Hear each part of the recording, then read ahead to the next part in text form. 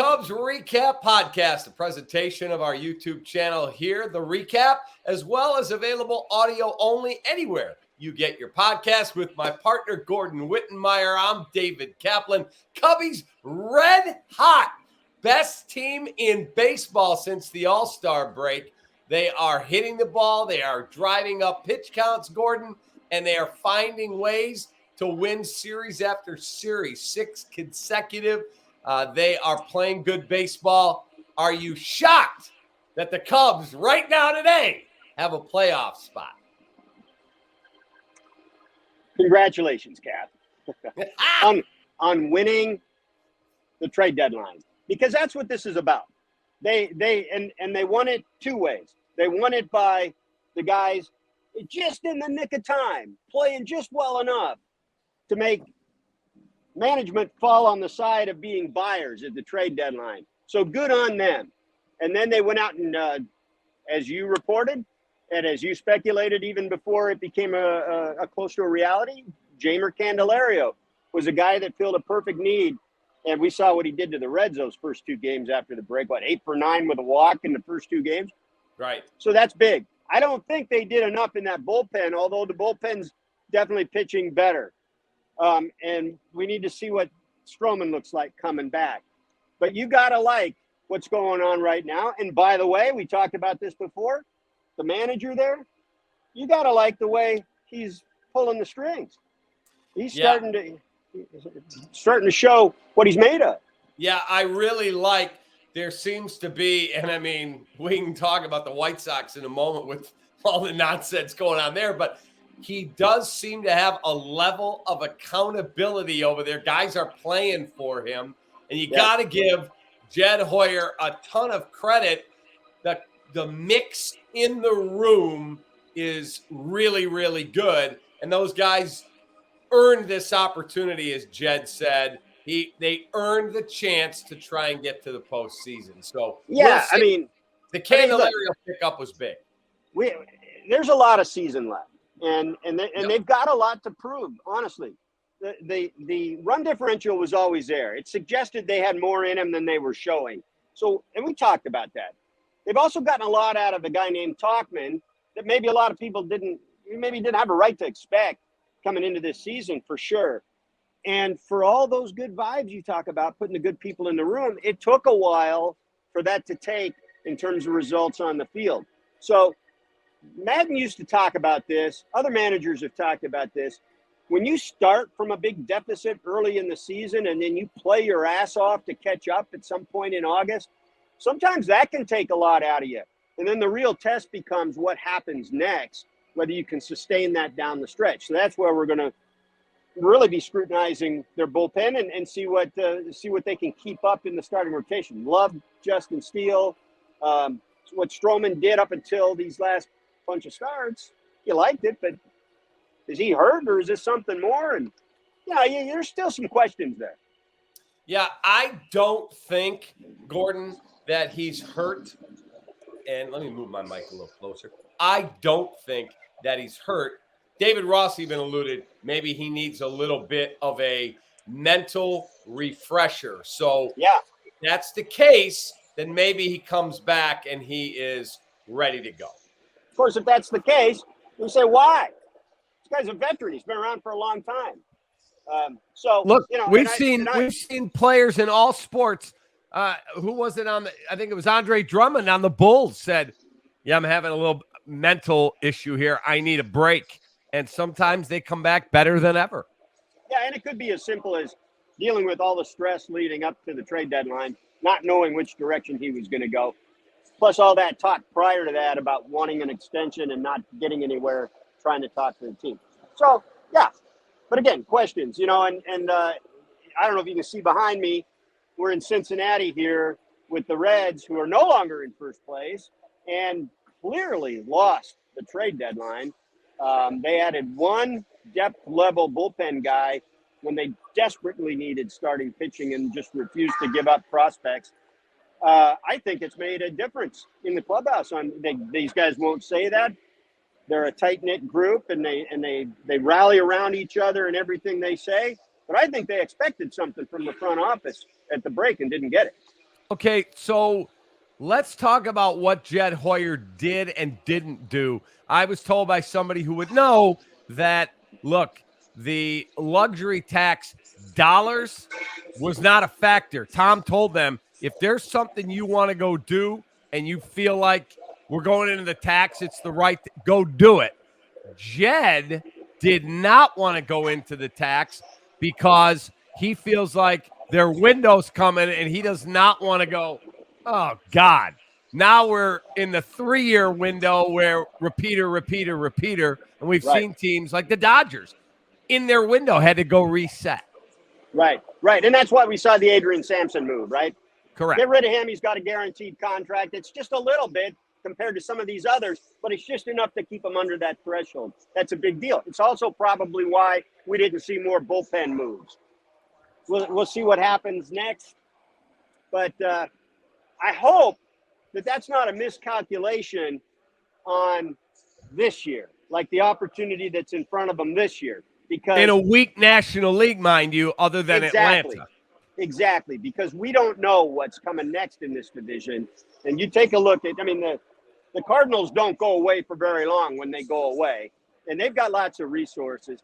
And these Reds are very, very talented. And if their pitching's healthy next year, they can take a sizable step forward and just kind of be around for a few years. Pittsburgh's got talent.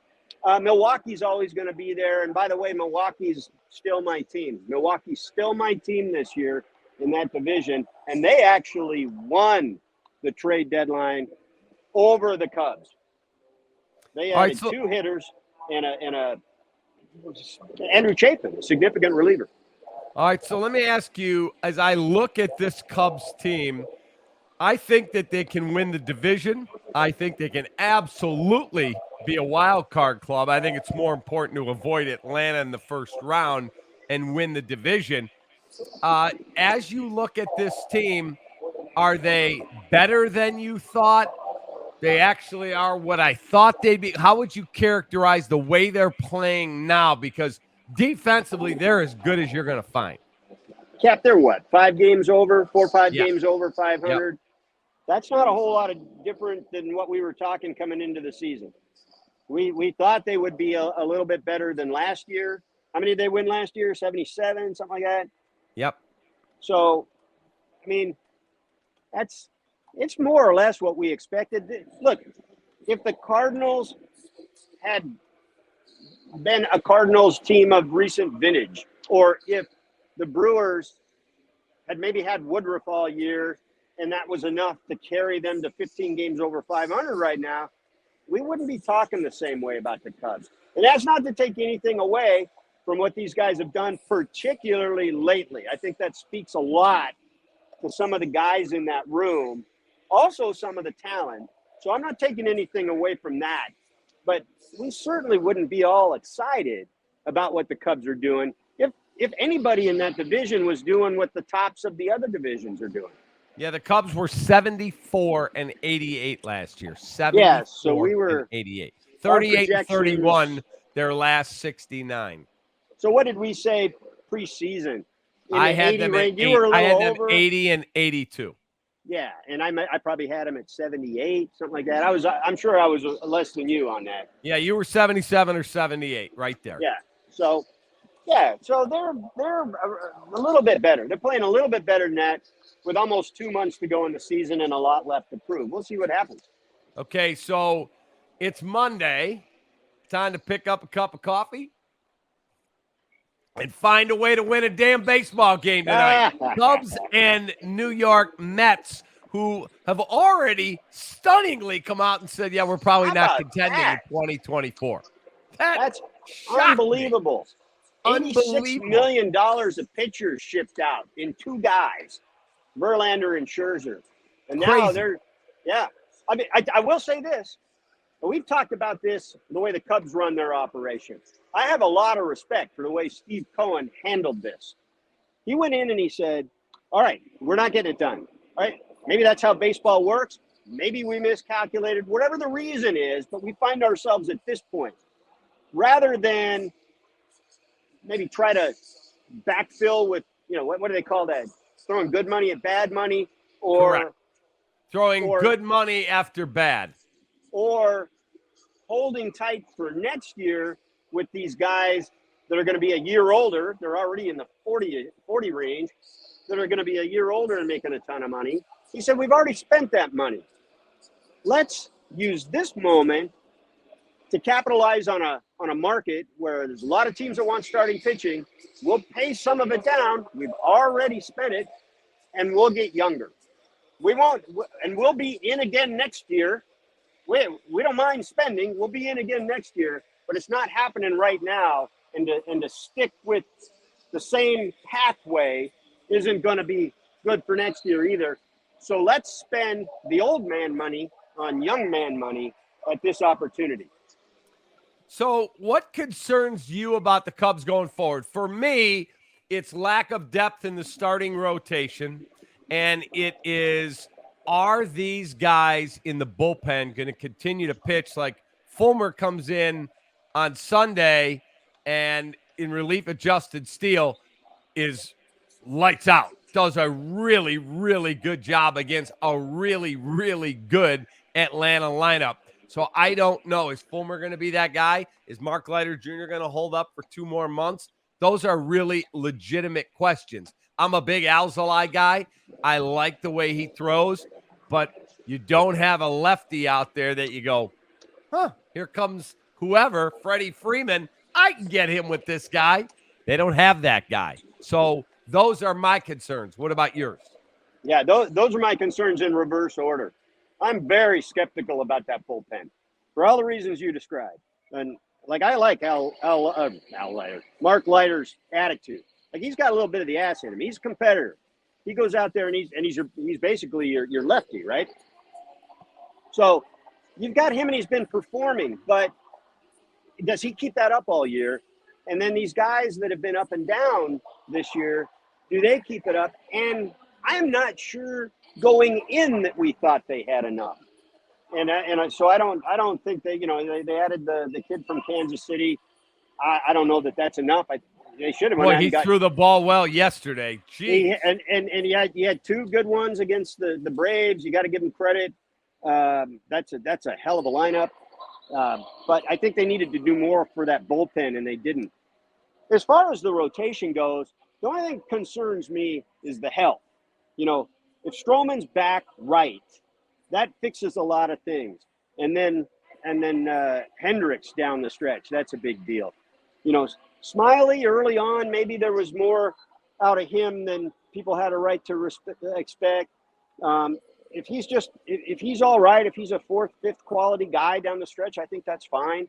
And as long as Steele, remember, who's had health issues his whole career, including this in the last month last year, if he stays healthy, Stroman's back healthy, Hendricks is okay, I think the rotation's going to be fine. But the health is the thing there. So the Cubs elected not to sell Bellinger, and I was talking to a scout, and the scout said, yeah, there was a guy from the Yankees. His only job for over 2 weeks was to be at every single at-bat of Cody Bellinger. He said he literally followed him everywhere they went and woke up on Saturday morning and said, okay, I'm going to turn these reports in, and got a text. Bellinger's off the market. We've already been told. Done. And he went, oh, there's a waste of 2 weeks of my life. So Jet elects not to sell him. Stroman didn't have any value because he was struggling, or at least not the value that they needed. So do you look back and think they made a mistake? Because I don't. Because I think if you want to, as someone else in the game said to me, you want to develop a good culture, you can't keep selling your guys, especially when they've earned the right to compete. Well, first, how's my guy Jim Hendry doing, Cap? That was not him. Yeah, I'm just giving you crap. The thing about Bellinger, from a completely baseball standpoint, whether you should have traded him or not, you had more reason to keep him than Stroman. In a pure baseball sense, now Stroman's value wasn't there by the time the deadline came, and that's because he hasn't gotten a qualifying offer. You will get something for him when he walks out the door at the end of the season, because you can put a qualifying offer on him. And so you're going to get a pretty high draft pick in compensation for that. So I don't have a problem with that. Once they made this decision, I think that's a good decision. And to go back to the other point that your guy made, that's true, man. They've sold off now, if you count the off season of 20 into 21, certainly the 21 trade deadline, the 22 trade deadline, and now this deadline. Had they traded a bunch of guys again, they're valuable guys again, you've already pissed off a lot of the fans for recent actions. You're just asking for people to boycott your team, basically, and quit buying tickets and subscriptions. So, Gordon, let's talk about the division race. You like this Milwaukee club, and you have since the beginning of the season. So give me your thoughts on the Cubs, the Reds, and the Brewers, because the other two are up the track. Yeah, so the Cubs and the Brewers played twice more this year. Cubs and the Reds once more for 4 games, and the Brewers and the Reds are done. I think the division could be disproportionately decided by the 2 series between the Brewers and the Cubs, if only because they finished the season against each other. Right. And I really do believe, man, I like that Brewers pitching staff coming in. And all they've done is show that they deserve that kind of evaluation. Even in the bullpen, Devin Williams was an all-star again this year. So they're getting it done at the front end and the back end. Corbin Burns, their ace, an all-star. And they didn't have Brandon Woodruff almost all year. And he's now back.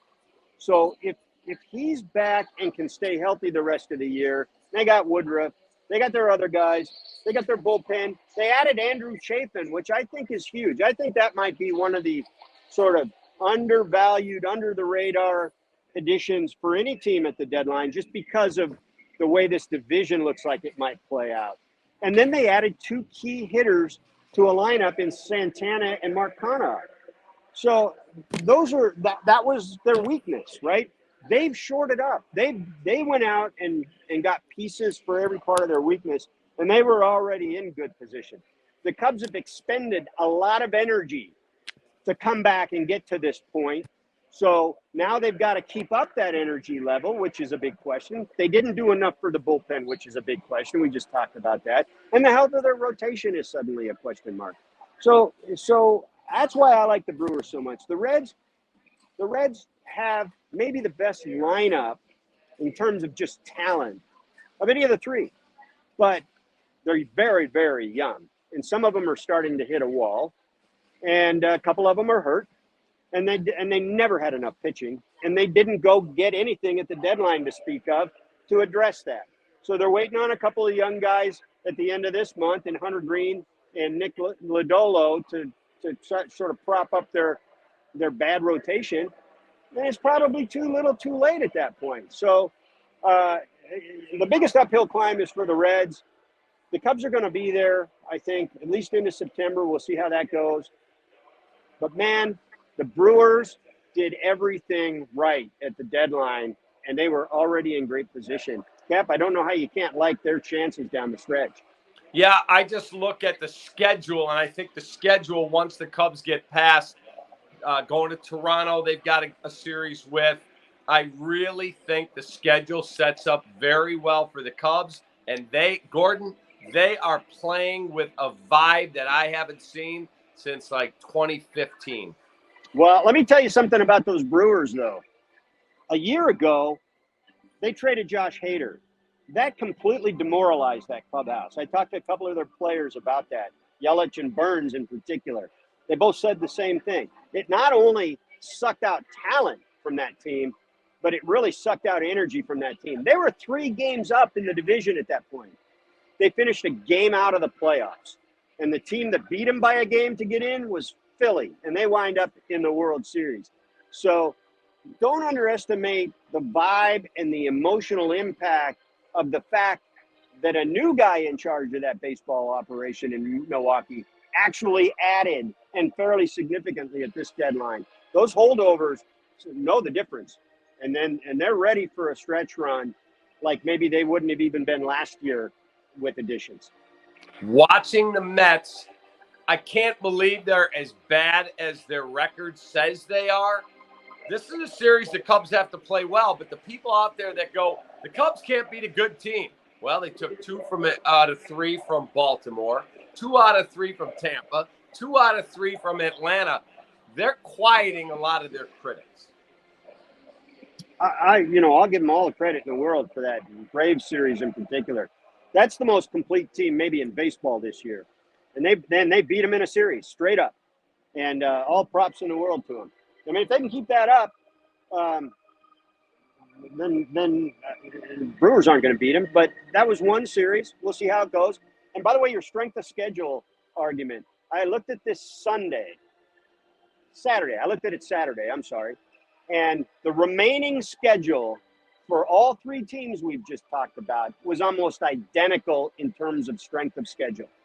So where maybe it eases up a little bit after Toronto for the Cubs, it's going to ease up on these other teams too. I mean, the Reds get Toronto, for instance. I think next week. They've got a tough West Coast trip after that. Anyway, you see what I'm getting at. And then they've got Pittsburgh in between. And it's a very, very similar schedule for all 3 teams. I don't think strength of schedule is going to have nearly the impact, as I said, that head-to-head will, particularly Chicago and Milwaukee. All right, we will see. Cubs, Mets. You've got the Reds you're going to be following. We've got the Brewers to watch. It's going to be a hell of a 2 months, man, because I think it's going down to the wire. It's going to be fun to watch, Cap. Hey, come on down to Cincinnati for that September series. I'll be there because maybe we'll be ready to clinch by then. Have a great rest of your night, okay? All right, you too, Cap. All right, there's my partners, the great Gordon Wittenmeyer. This is the Cubs Recap Podcast, presentation of our Recap YouTube channel, available audio only anywhere you get your podcast. For Gordon, I'm Cap. Fly that W and take that.